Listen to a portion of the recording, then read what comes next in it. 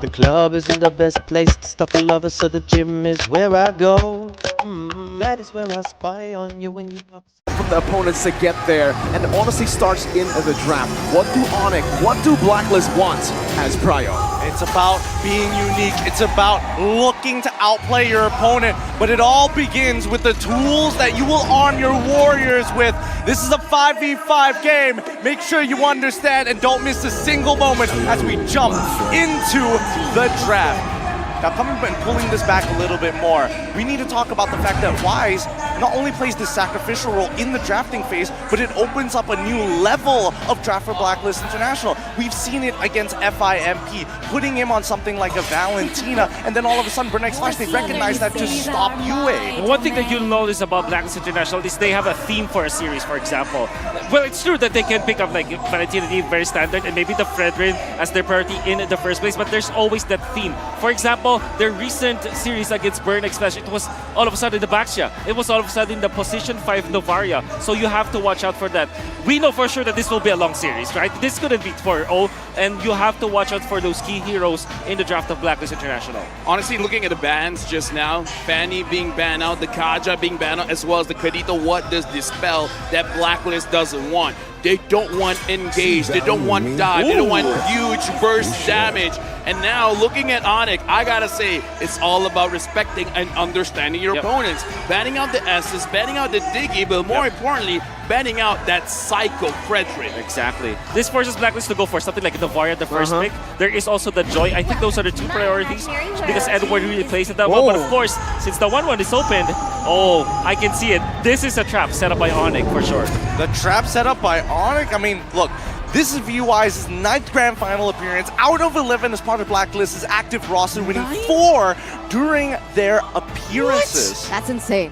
What a stat. What is that? Great numbers, right? I mean, MPLPH Season 7, Season 8, M3, and as well as Season 10. And that shows their experience, right? Yep. And it also shows their knowledge in the game. So that is going to be very beneficial when it comes down to the drafting phase. Now, Onyx, can they level that? Definitely, this is a trap. I think the 1-1 is a trap. They go for something like Franco in the absence of Kaja. You know what? Okay. Franco pick as well as the Farimus pick, because again, looking at the way that they're drafting, what does this spell out? Where he just wants to make sure that he can win his lane and then let his team set things up for him to use the crossbow tank. But look at the Franco as well as the Farimus. The Farimus is a good way to deny him of kills. Remember as well, in all the matchups that we've seen from Blacklist International, they always ban the Franco. This hero has always been one of their kryptonites, as to say, on their Ube lineup. The fact that they can split them open, and the fact that they also have a Faramis who punishes pumped up compositions is already really good for them. But that's why Blacklist will play with the range, will play with the disengage of the Akai and the Novaria. Really interesting, because I thought they were going to lean on the higher performing UA, especially on Valentina. He has hard carry games with the Valentina, but instead decides to go Novaria. Oh, this is because of the fact that Novaria can be flexed. It can be played in the position for the mid lane, and also the roam. And having it in the first picks of Blacklist International ensures that they will have that security on the UA, but a very early league. Oh my! I'm happy. Yeah. You guys happy? I am More than happy. It depends for who, right? I mean, sure, everyone's happy to see that prowess once again from Kyrie himself, but the thing is, if you're Blacklist, what kind of lockdown is available for the lane, right? Franco's been taken, Kaja's out of the board. For Venus? Or don't lock him down. Exactly. Just take away the buff. Don't lock him down. Take away the buff. So mid-control becomes prio for them, and that's why I feel like Onyx, they really understand that. They saved that lane pick for the last pick in the first phase to bait it out. Novaria picked up, so now that's still a flex pick, but remember, Novaria alone, not a lot of mid-control, so you can already see Onyx, they're taking out all the mages that can help Novaria clear. This is where it gets really scary, because if we're not even just talking about the mid lane, we've seen what the mid lane looks like for Onyx, maybe a little bit for the side of Blacklist International, but let's talk about EXP here because That's right. again, they're in the first phase alone. The fact that Franco wasn't even banned out, they left up the Joy as well as the Wanwan. It's a give and take. Yeah, I think that it's either Teresa or Lapu-Lapu for the side of Blacklist International in that case. Lapu-Lapu gonna be perfect against the shields of Faramis. It's like a free setup because you clear out the extra shields very easily. Then you also think about Teresa so that you couple it up. You need a way for Blacklist International to kind of frontline so that the 1-1 will have a time to get the stacks in. I think Onyx will, now that we are talking about this, this is a good match. Farsa would have been perfect. Agreed. I'm thinking Farsa Lab was their last picks for Blacklist, but for Onyx, they might go for a non-item dependent gold laner because when Ling is picked up by Onyx, automatically you shift your core to the Ling, not to the gold laner anymore. Someone that's a little bit more self-sufficient, doesn't have to get punished too hard. Maybe something that can force priority. I mean, Claude. Beatrix as well as Claude are open. Brody, maybe? No, honestly, like all of those options are amazing for different things. Claude can basically take care of himself. Brody can have lane priority, making it so that even if you don't have the items, you can still scale up very well. And the thing is, the Brody here going up against the 1-1, still me and Mirko, we talked about it in private, but the thing about gold laners, it almost doesn't matter what the matchup is because it is very dynamic. It's going to be the Beatrix, and that's exactly why, right? If we want to see just the main counter, it's going to be the Irithel, but we're not going to see that here. The Claude is an amazing lane for the 1-1, but it all comes down to skill. We've seen Chiku get dominated by a 1-1 before, so the Beatrix here is the most flexible, right? If Claude can do everything independently, Beatrix can adapt to any team style. Okay, all right. We're seeing the next couple of picks. Arlet gets locked in for the side of Blacklist International. It's been a while since we've seen Edward on this Arlet. I was maybe hoping for Benedetta, but now Minotaur as well. This fits the MO of Blacklist International for sure. Now that leaves us with the EXP laner, right? For the side of Onyx. Why do I have a feeling we might see something like the Masha for Boots? Yeah. Against 1-1 is great. Yeah, against Arlan, it's okay. The worst maybe that Onyx could take is Teresa, which is actually not that bad at all overall against Yarlot. But yeah, I think the Masha is it fits the bill. What about Uranus? They already have enough damage coming in. They need a frontliner, someone who can survive in towards the late game as well, and no one from Blacklist will be able to fully burst this Uranus if it gets online. Okay. I'll do you one better because I hate Uranus. What about Grok or Benedetta, right? Either or could definitely try and force priority, but nope. They're going to take the Uranus here. You got it right on the ball, Mirko. Right now, honestly, looking at the drafts, here's the thing. We've seen Novara being piloted by Oh My Venus, but now UA is going to use it. And here's the thing. We talked about controlling the purple buff. The Novaria can steal it away if enough vision is provided. All right, let's take a look at the audience predictions real quick, right? Before we get into the nasty tidbits of this matchup. But this is a very interesting split between the two. Even the regions are kind of unsure, but of course there is priority in their respective regions here. For sure. Everybody's going to have their little bit of a taste of what they like. Personally, for me, I'm actually kind of liking Blacklist International's comp just a little bit more. What about you, Eterna? I have to agree with you here. Rest of the table? Onyx. You know what? I'm going to go with Onyx. Yeah, sorry, man. Tiebreaker. I've given Ling and Uranus to Onyx. You know what? Now it's time. This is the start of a legacy for both teams. Blacklist International going up against Onyx. This is the grand finals. MSC game number 1. All right.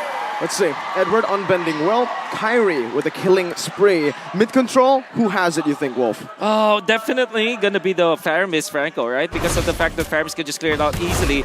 It's the Minotaur and the Novaria. Not much wave clear with level 1 though. But if they do get level 2 on the Novaria, it's gonna be okay. This rotation that you're seeing from Blacklist International ensures level 2 on Oh My Venus.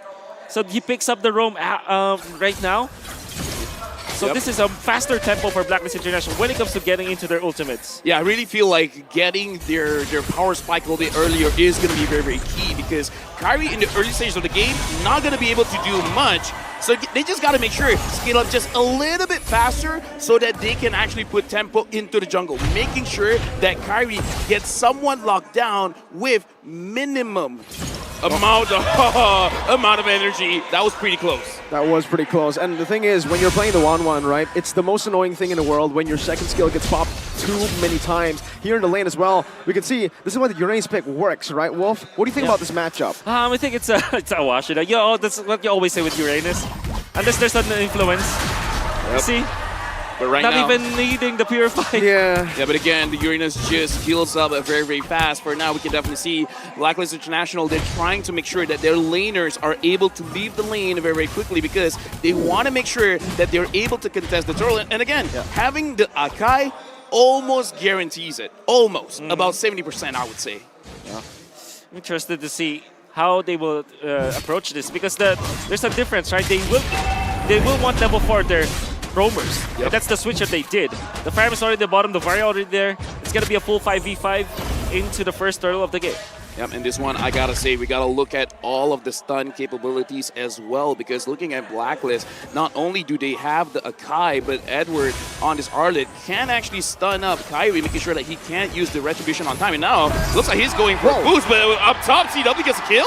Boots opening up the map gave them so much more prio to play on the other side of the map, and this is why Onyx composition can work. They can split up the map open with the Franco. They have a lot of kill pressure, but Wise is already trying to punish Kyrie early on by going to the buffs. Wise stealing it away. Boots just putting some pressure once again, but it should just be a trade. Wait a minute. Look at Wise, Kyrie. no retry on Wise. So Kyrie should be able to take it right now, but we can see the Minutes Fury come down. Kyrie, with the top of the blades, escapes, gets out, the crowd goes wild. Oh, I really love how Onyx approached this. Oh, Boots! Oh! Agent Zero. Right Agent now, Zero. I gotta say, man, all of the 1v1s, even our observer's gonna catch it. A lot is going on in the map here right now, Wolf. Edward utilized the crab so that he'll get extra vengeance stacks. Very smart. That's Agent Zero for you. While up top, they baited. Onyx, they show that they have some influence in the turtle. Then all of a sudden, after Kiba gets level 4, rotates to the top quickly. GW. It was denying minions. Very well played there. They want to really, really shut Owl down. But Blacklist, they do not take all these free objectives and say nothing. They go for the trade instantly. Right now, I gotta say, looking at the map right now, 1.5k gold lead for Onyx, it looks like for some reason, both CW as well as Kyrie, they're kind of winning here, Wolf. Yeah, this is because of the influence of Onyx Philippines. You know that Uranus, taking Miracle as well as Gideon and Aether talking about it, self-sufficient in the XP lane. No need to go there. Onyx, they focus on top lane, and Owl is just there to fend for himself. It's not gonna be enough. Well, Venus is getting poked by a lot. Kyrie might actually look to go for the all-in right now. He goes for the Finch points. Purple buff is up. He needs to prioritize that. But Venus doesn't have the regen.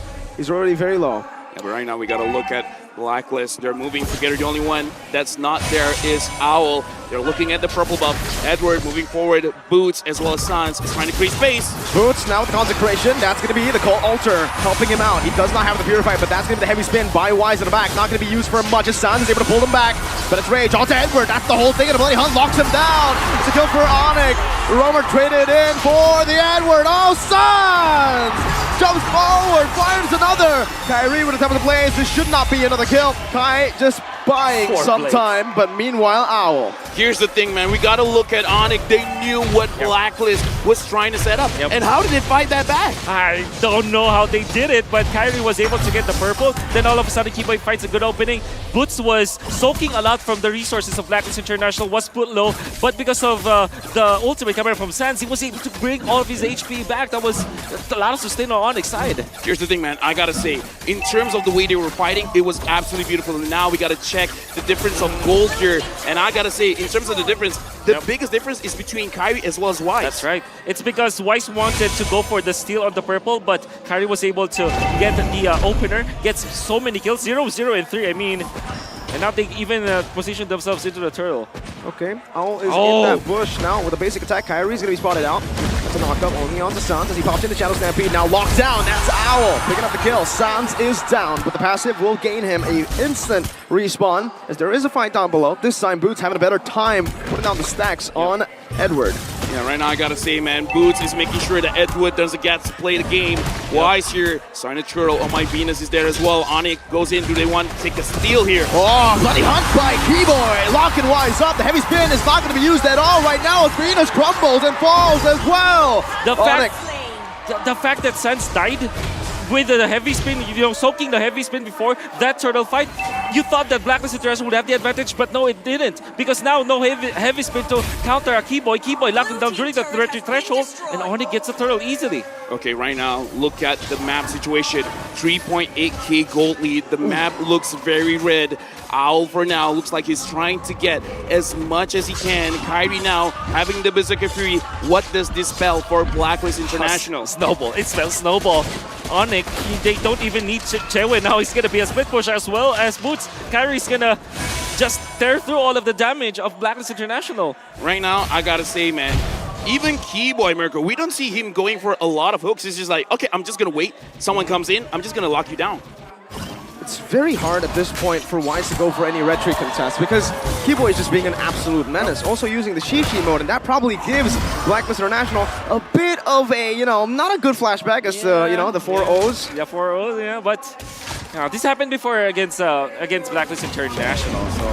Oh my Venus. Vivian Fury, Suns does pop in to call Alter. Keyboy is still locked down with the heavy spin right now. The crossbow tank is ready, but Keyboy is going to be firsted down as Kairi takes everything. Now comes the Blades back again. They might win this right now. CW walks forward. Kairi with the fast hands and CW with a double kill. Meanwhile, look at Boots. Look at Boots. He's wearing the boots. He's walking in the base. Dude, I gotta say, what is this Uranus doing? He's not expecting to fight. Whoa, what a snipe! No, beautiful win of nature. Edward walks forward. Sans, he might fall this time around. Edward using the resets. Sans with the Shadow Stampede, walking now, but the Vengeance follows it through. Sans is trying his best to run away, but he will just recall. But look at the map, controlled by Onyx still. I gotta ask this, Wolf. Onyx, were they being too confident? Were they overextending there? Oh, well, I think it's part of their MO, but yeah, they surely did overextend in there. They didn't realize that the Wind of Nature was the second item for Owl, and I would have to credit that to Owl. Very nice itemization from that guy. Was able to outplay Chewe, and because of that, they were able to recover for a little bit. Yeah, right now we can definitely see Blacklist, after getting that kill up top, they're trying to set things up because now that the Lord is here, both Onyx as well as Blacklist, they're moving together. They're trying to make sure that they have a very good situation for them to start the Lord. But for now, Boots is just zoning everyone away. Sans, you can open the map. He knows there's 2 people there. Keyboy, are you going in for the hook? But the hook did not connect. This is what Boots needs to do. He just constantly is walking them down as Kairi walks over to the Lord. Boots is dealing so much damage, and Blacklist International don't even know it. Look at that, all the stacks popped in. Boots pops in, the Purify gets out. Now a lot of CC is placed onto him, but he is still alive. Heavy spin already used. This might just be Blacklist International forced to concede the Lord. Yeah, right now we can definitely see that Onyx is playing with Blacklist. They're trying to make sure that Boots, whatever you do, not just get vision. Try to tell us what's going on. Wise right now does not have the ult, and Kairi's at top. Right now, Onyx, they're playing a very good macro play. They're not letting Wise play as well. Edward needs to always be man-to-man versus Boots, while, of course, Wise is always forced to use the ultimate. And now, CW stole the purple buff from Wise. Bloody Hunt, that's the Queen falling without anything. What? Still, the Lord away from Blacklist. That was the top of the Blades. CW with a double kill for him. Edward with the final splash, but is not going to be able to distract for long as now is getting the gun down. CW with a triple. Now flickering forward. Owl able to escape you, and now with the Astral Sphere, but CW wants to take this turret down. Onyx wants to crack the base open. Oh my god, what was that play? Right now, hear the crowd. They're loving Onyx. Yeah. They got the Lord. Kairi, fast hands, amazing reaction speed. If Wise has the drive-by, Kairi has the fly-by. The Sky King literally knew what he needed to do. The play was there. He split push so that Blacklist will feel confident, but he knew the timing all along. He knew that because of the first thing, he can get back to the Lord Pete and get that because he's level 14 compared to Wise's 10. Right now, look at the map. Onyx, they're not going to try to force it out. They managed to get a mid inhibitor. Now, Blacklist, they're trying to look for a situation. Wise goes in. Is that Wise? On Keyboy. It's only on Keyboy. It's the roamer. It's the worst possible target, maybe. No, Boots is the worst possible target because you can see him right now just recalling in the faces of Blacklist International. They're looking for some more, but honestly, at this point, it's only 10 minutes. They cannot take these base turrets down that fast. They need to bait out these passives, and that's going to be Darren Hook. The Queen is down again. Kairi jumps out of the back. Wise, 1 HP. Kairi! And CW finds a double. Dude, that was a big burst of damage, and now the melee going in. Edward! Pinch points have to bait it out. Edward falls. Agent Zero is down. And Onyx in 11 minutes. They take game 1. What an opener! Blacklist International going up against Onyx. What a very, very fast game. And I gotta say, Kyrie, what an amazing man on that link. By the way, that's the first win of Kyrie against V-Wise. Wow. Against V-Wise in an international finals. The reason I said that this draft was better, and I think you guys have a similar opinion, is the fact that this is Onyx signature. I've seen this before. M3, it's a banana split. How? How can you not have seen a banana split? Because I didn't even mention it in the broadcast. I was like, wait, they want to go for pickoffs. They want to split out the map, but it's classic Raja Yeba. Here's the thing. When you forget history, history has a way of repeating itself. And now Onyx, I gotta say, it's in their DNA. Even if they close the book, it's not a problem for them to open it back up and execute like it's nothing, man. The Uranus just works so well because you take away the attention of Edward. You have to you are forced to put the Arlott to stay against the Uranus for quite a long time. And the farm, the macro was there for the side of Onyx. I gotta say, Gideon, did you expect that game to be that fast? No, I really wasn't. I thought Blacklist was going to be able to slow things down at some point of time, and I was like, okay, maybe they can have some high ground defense. They're only, what, 5K down? Next thing, I blinked, all of a sudden it was 9. Yeah, really just kind of snowballed from there, right? And this is what we were talking about this in game, right? Literally. We were like, this man was so disrespectful, recalling in the base. And he is your MVP, Boots. He did so well being able to split the map, like you mentioned, and was able to just distract, honestly, the members of Blacklist. Right now, Mirko, we gotta say it, man. What are boots used for? They're gonna walk all over you. I mean, That's a center. You're close enough, right? but the thing is, Uranus has no feet. That's a 5 out of 10 at best, but you know who's 10 out of 10? Who's 10 out of Boots. 10? Definitely. The way that he played it, the way that the Coach Yeb as well as Coach Addy designed this draft and this strategy, went for the split push, and of course, they have the Ling. So, Ling and Uranus, there's only one way for that to work. It's a couple of ways for sure, but the best way is to split, and that's what they did. Yeah, and you know what? There was some level of consistency from Boots. Had he lost this lane any harder to Edward, I think this would have been a very different looking game overall. It's great to see that they're able to do everything they were able to apply in this game with their comp, and more importantly, just keyboy things. Dude, first of all, I gotta say, the thing about Captain Boots is we don't see a lot on him. The cameraman, for some reason, is like, Boots is not doing anything. But I gotta say, when you don't see him, he's the most scariest. He's like the member on the side that you don't really look at much, but he just says to you, yo, be careful. Yo, be careful. I keep talking about him all the time as nice guy Boots, Nice but guy. I feel at this point Boots is literally doing all of the dirty work for Onyx. Love it. I want to say Onyx, the moment that they saw that the Navaria will be the mid laner and you have the Minotaur, as well as the fact that it's like they're reliant on one more. You're looking at the composition of Blacklist, even if you design it in a way that they have all of the items up, the damage usually just gonna come from Owl and maybe someone from Yue, but Yue is not an AoE damage. So the moment that they saw that, Onyx, they just started, okay, let's go Uranus. Let's split the map, let's not let them farm. Kyrie alone can dish out the damage as long as he snowballs, as long as he gets the first few minutes of the game with the Assassin Emblem killing spree, he's gonna be destroying Blacklist International. I gotta say, man, because here's the thing, Uranus just got buffed, and I gotta say, the fight between the EXP leaders, again, we have to talk about Boots on this Uranus pick. I mean, like, you know, it's a meme for Gideon. He doesn't like this hero, it's kind of boring, but come on, get it.